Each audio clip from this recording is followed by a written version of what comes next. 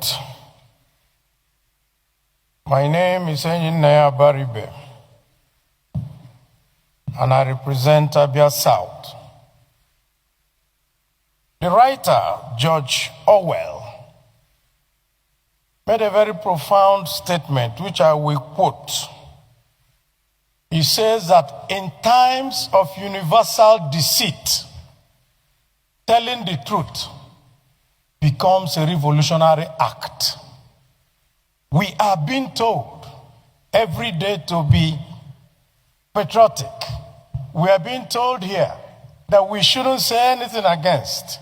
We are being told that, oh, you shouldn't talk about the past. You should focus on the present.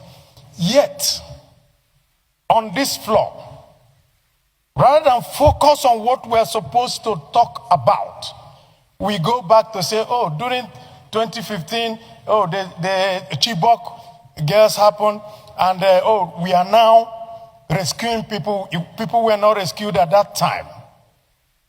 During Chibok, 17 local governments in Katsina were not having parleys with bandits.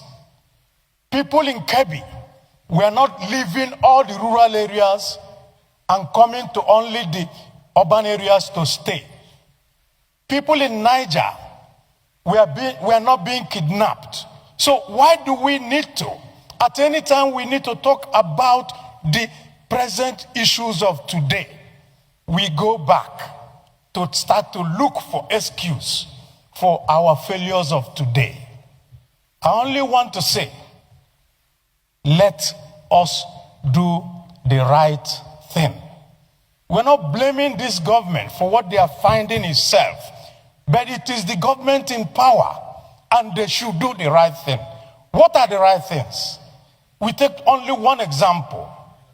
The governor of Kebbi said that somebody ordered troops out and people were kidnapped.